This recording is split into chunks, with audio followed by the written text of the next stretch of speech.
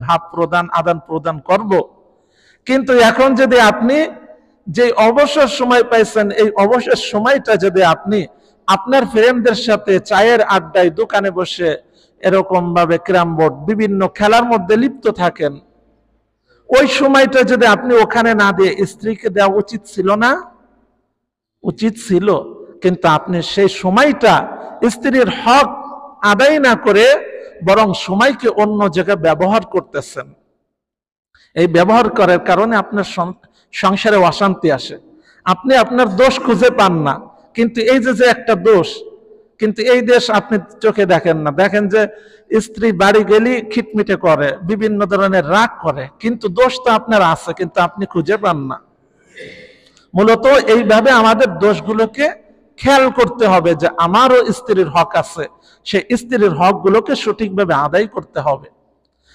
এর পরবর্তীতে যখন নাকি খলিফাতুল মুসলিমিন হযরত ওমর রাদিয়াল্লাহু তাআলা আনহুর জামানা আসলো, তিনার জামানায় কাব, তখন একজন উবাই ইবনে কাব রাদিয়াল্লাহু তাআলা আনহু, ইনি ছিলেন বিচারক, কিন্তু খলিফাতুল মুসলিমিন তিনিও পাশে বসেছিলেন। এমত অবস্থায় একজন সাহাবিয়া, মহিলা সাহাবী আসলেন, এসে বলতেছে যে এক ধরনের অভিযোগ, অনুযোগ, যে আমার স্বামী সারাদিন রোজা রাখে আর সারা রাত নামাজ পড়ে। এখন আপনারা যেমন সুবহানাল্লাহ বলছেন, হযরত ওমর রাদিয়াল্লাহু তাআলা আনহু সুবহানাল্লাহ বলছে, না তোমার স্বামী তো খুব ভালো, খুব ভালো মানুষ। ঠিক ওই সেম কথাটা আবার বলছে মহিলাটা।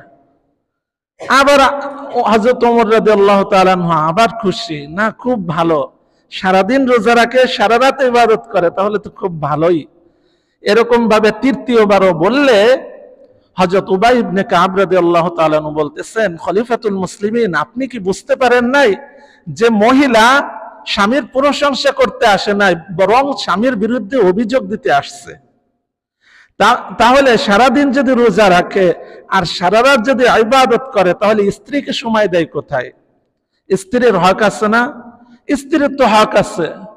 তখন ওই উবাই ইবনে কাব রাদিয়াল্লাহু তাআলা আনহু ডেকে, এর পরবর্তীতে তার স্বামীকে ডেকে বলতেছে, তুমি 2 দিন রোজা রাখতে পারবা, কিন্তু আরেকদিন রোজা রাখতে পারবা না।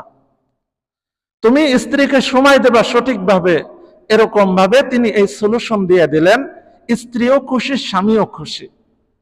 তাহলে এইভাবে শুধু ইবাদত করতে পারলেই যে বড় বুজুর্গ হওয়া যায় এমন না, বরং স্ত্রীকে সময় দেওয়া যে একটা ইবাদত, এটা অনেক বুজুর্গ বা